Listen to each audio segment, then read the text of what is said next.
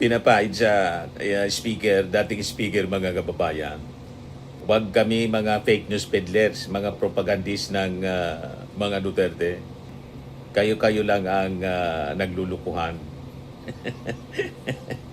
Walang pag-iwas kay Martin. Pirmado yung clearance, mga kababayan, ng travel ni Martin kay Boji, Speaker Boji D. Yan, sabi dito, ang clearance ay nilagdaan ni House Secretary General Cheloy Garafil sa ilalim ng otoridad ni Speaker Faustino D. So, hindi sa personal, mga kababayan, na desisyon ni Martin. Dumaan siya sa institusyon, sa proseso. Dumaan sa institusyon na may mandato. Yon ang Kamara, mga kababayan. Sa simpleng salita, hindi basta siya aalis. Pinayagan siya ng opisyal na proseso. Naintindihan na ninyo, mga gunggong.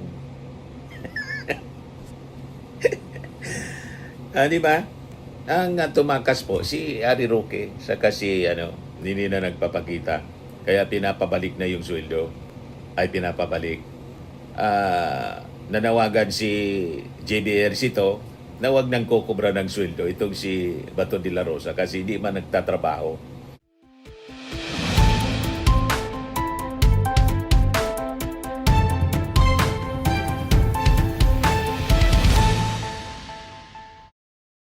Hello po mga kababayan, si Dante Maravillas. Pag-usapan natin yung planong pag-travel ni Martin Romualdez pa Singapore kasi yung mga critics niya inaakusa na palusot ito o paraan, mga kababayan, para tumakas na rin si Martin. Yung mga gawain ninyo kasi, pinapahid ninyo kay Martin Romualdez ang mga style ninyo. Approve po yun ng Congress. Yan mismo yung balita dito sa Manila Times. Romualdez Singapore trip gets House nod. Yan po, malinaw. Oh. The House of Representatives has allowed former Speaker Martin Romualdez to travel to Singapore for medical reasons. As requested, travel clearance is hereby granted to Ferdinand Martin Romualdez, Representative, 1st District, Leyte, in connection with his personal trip to Singapore from April 20 to May 4, 2026. A travel clearance dated April 20, 2026 from House Secretary General Cheloy Garafil. Sabi po ni Martin, I have also written the Department of Justice of my intention to travel in view of an Immigration Lookout Bulletin Order or ILBO issued last October 8, 2025, sabi po ni Martin. I give my unequivocal assurance that I will return to the Philippines immediately upon completion of my medical engagement and remain accessible for any urgent legislative matters during this period. In a press briefing kahapon, si Ombudsman Remulla said that because we have a bulletin, a lookout order with immigration, we did not respond favorably to the request that he be allowed to leave. Pero yung abogado, mga kababayan, ni Martin, si Attorney Adi Fardo, said in a statement later that the Immigration Lookout Bulletin Order does not bar travel but simply requires prior coordination with authorities. In fact, sabi po ni Attorney Fardo, Congressman Romualdez sought travel authority in all good faith, and this authority has been granted. Fardo said that Romualdez has consistently respected legal processes and will continue to do so. Yan ang pagkakaiba ni Martin Romualdez sa mga Duterte. Walang pag-iwas. Kaya yung mga propaganda nila puro baliktad. Yung mga gawain nila. Pinapahid sa speaker, dating speaker, mga kababayan. Huwag kami mga fake news peddlers, mga propagandist ng mga Duterte. Kayo-kayo lang ang naglulukuhan. Walang pag-iwas kay Martin. Pirmado yung clearance, mga kababayan, ng travel ni Martin kay Boji, Speaker Boji D.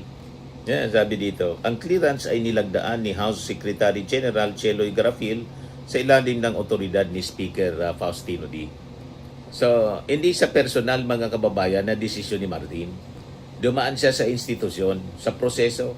Dumaan sa institusyon na may mandato. Yon ang kamara, mga kababayan. Sa simpleng salita, hindi basta siya aalis. Pinayagan siya ng opisyal na proseso. Naintindihan na ninyo, mga gunggong. Di ba?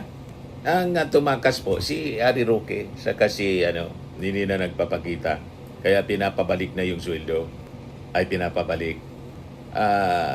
Nanawagan si JBR Sito na wag nang kukubra ng sweldo itong si Bato de la Rosa kasi hindi man nagtatrabaho. Nagtatago na. Hindi flight risk, mga kababayan, si Martin. Kasi malinaw naman po, kapag ang isang tao, mga kababayan, may planong tumakas, hindi na yan magpapaalam. Tulad ni Atong Ang. Nagpaalam si Atong Ang na lalabas sa bansa. Di ba hindi? Si Arroyo kay ganun din. Yan ang mga flight risk, mga kababayan. Hindi na sana humingi ng clearance si Martin kung tatakas siya. Hindi na sana siya makikipag-coordinate. Di ba? Gamitin na lang niya yung influensya niya. Pero dito maliwanag, mga kababayan, ginawa yung tamang proseso. That's not how a flight risk, mga kababayan, behaves. Hindi ganon. May promise siya. Nakasaad mismo sa inaprobahang clearance. Na agad siya, mga kababayan, babalik. Matapos yung kanyang medical na examination, in other medical processes, siniguro din niya, mga kababayan, sa kanyang pahayag na mananatili siyang accessible, hindi tulad ni Harry Roque na accessible lang sa kanyang social media. Pero nagtatago. Hindi tulad ni Saldico na nawala na lang, mga kababayan. At ngayon, minalas, nasabat ng check authorities, nahuli, mga kababayan, at sabi, ibabalik na dito sa Pilipinas. Dumadaan lang sa proseso. So, ang mga ginagawa ni Martin po, kabaliktaran sa pag-iwas.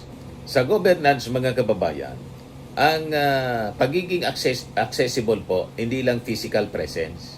Ito ay legal at communications-based accountability. Hindi nawawala, mga kababayan, sa sistema ang isang taong bukas sa proseso. At yan si Martin Romualdez. Medical na layunin yung kanyang travel.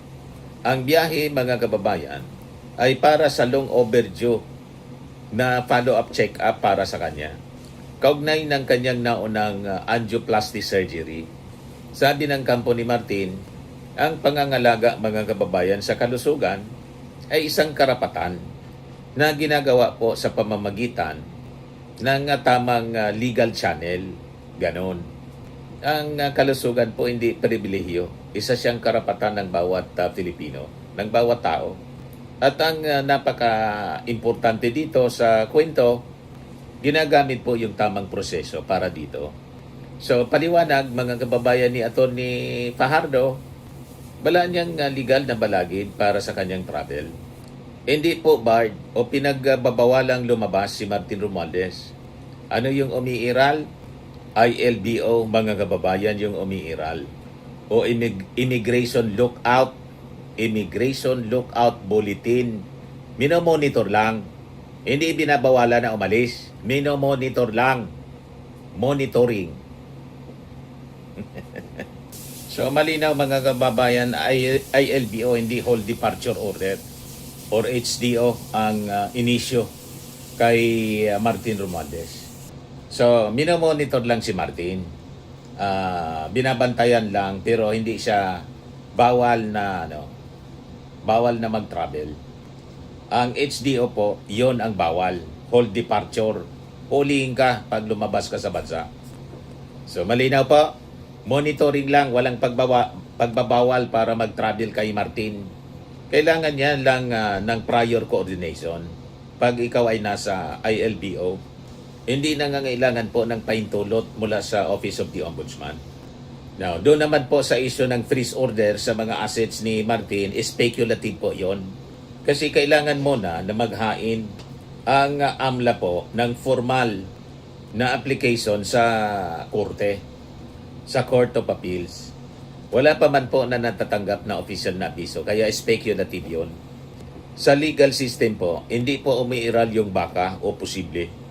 Ang umiiral lang po, mga kababayan, ay kung may order na ba o wala. O, ganun lang yon. May notice na ba o wala? Wala pa man po. So, speculative. Posible nga posible lang. Pwedeng hindi din posible. Kaya huwag basta naniniwala sa mga kwento. Lalo kung ang kwento po walang kasiguruhan. Posible pa lang. Posible. Malinaw po? So sa ngayon, wala pa. Wala. So ang pagpapagamot, mga kababayan, sa ibang bansa ay isa pong karapatan ng isang tao. Dapat ding respetuhin yung tinatawag na presumption of innocence. Habang wala pa pong pinal na desisyon. Ganun lang yon. Ito po yung pundasyon ng rule of law. Hindi ka dapat hinahatulan dahil lang sa balita. Kahit kay Sarah, inosente pa siya hanggang ngayon. Kaya nga may hearing. Kaya nga kailangan po duman siya sa trial. After trial, doon magdidesisyon kung base sa ebidensya, guilty or not guilty si Sarah. Convicted or acquittal. Ganun po. Fair tayo sa treatment ng mga issue po. Ganon din dapat ang trato kay Martin Romualdez or any accused for that matter. Ang hostisya, mga kababayan, ay process-driven, hindi noise-driven. Puro lang ingay, puro kwento. So, sa mas malalim, mga kababayan, na pagbasa sa isyong ito laban kay Martin Romualdez, hindi po siya isang simpleng travel issue sa tingin natin. Ito po ay isang test ng institutional discipline. Kapag ang isang opisyal ay dumaan sa kamera, nakipag-coordinate po sa DOJ, sumunod siya sa immigration protocols. Ang ibig sabihin niyan, gumagana ang sistema. At sa demokrasya, mga kababayan, ito yung mas mahalaga kaysa sa pag-iingay. Ang proseso dapat sinusunod, hindi po yung iniikutan sa pamamagitan ng technicalities para may tinatamaan na naman niya Mr. Maravillas. Talagang yun ang patama natin. Di ba, mga kababayan? So bakit malaga yung tamang pag-unawa dito sa isyong ito? Sa ganitong sitwasyon kasi po, delikado ang maling framing sa kwento. Ang coordination, ginagawang paghingi ng permiso. Ang ILBO, ginagawa ng travel ban, advance. Yung investigation ay ginagawa na nila, ini-interpret nilang guilty verdict na. Walang ganon. So kapag mali ang framing, mga kababayan, naliligaw at nalilito yung publiko. Nasisira po yung tiwala sa proseso. Napapalitan ng emosyon yung batas. Kaya napaka-importante yung clarity. Yun ang rason kung bakit natin ito pinag-usapan ngayon. Ang dami ng kalituhan. Talagang sinasadya yung kalituhan, mga kababayan. Confusion. So ang batas, hindi po siya interpretasyon. May malinaw siyang hangganan. So ang tunay na sukatan, mga kababayan, ng respeto sa batas ay hindi kung sino yung iniimbestigahan, kundi kung paano sila sumusunod sa proseso habang iniimbestigahan. Ganon. So sa kasong ito, ang mensahe, mga kababayan, malinaw naman. Sumunod sa institusyon, nakipag-coordinate sa otoridad si Martin. Saka nire-respeto niya yung proseso. Hindi siya umiiwas. At kasabay nito, nire-respeto niya ang papel ng ombudsman bilang bahagi po ng accountability system. Hindi po bilang hadlang sa karapatan, kundi bilang tagapagtanggol ng proseso. So ang kaso, mga kababayan, ng travel clearance ni Martin, hindi po siya kwento ng pag-iwas. Kwento po ito ng pagsunod sa bawat hakbang. May pahintulot, may koordinasyon, may dokumento, may transparency, mga kababayan. At sa huli, ang pinakamahalagang prinsipyo, mga kababayan, ay nananatili. Ang batas po ay hindi nakabase sa hinala, kundi po sa proseso, sa ebidensya. At siyempre, tamang mekanismo po. So hindi po lahat ng umaalis ay tumatakas. May mga umaalis na dumadaan sa proseso tulad ni Martin at bumabalik na may paninindigan sa batas. Yan po ang pinakita ni Martin mula pa sa umpisa. Bumaba siya sa pwesto bilang speaker, di ba? Ano yung purpose niya? Para magbigay daan sa investigasyon. Umarap siya sa mga tanong ng ICI, hindi siya umiwas, hindi tulad ni Sara. Kahit yung abogado, hindi mag-appear. Siya mismo, umiiwas mga kababayan. Hindi po nagtago, kundi nagtrabaho siya sa House of Representatives. Daming pinasang batas. Hindi tulad ni Bato, wala pa mang lumalabas na warrant of arrest, nagtago na. Pero kumukubra ng sweldo.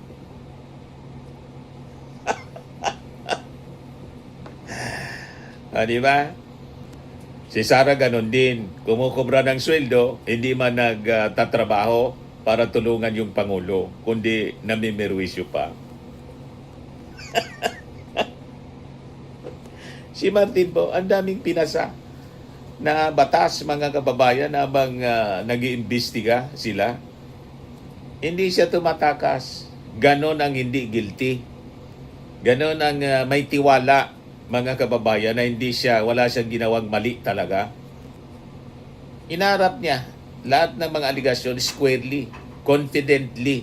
Yan si Martin Romualdez. O, naintindihan na ninyo, mga gunggong. Iniinis mo na naman niya, Mr. Maravillas, mga DDS. Kahit hindi ko yan inisin, talagang nakakainis ang mga pag-ugali nila. Puro kasinungalingan ang binapakalat. Di ba po? Ako po si Dante Maravillas. Bye-bye po. God bless.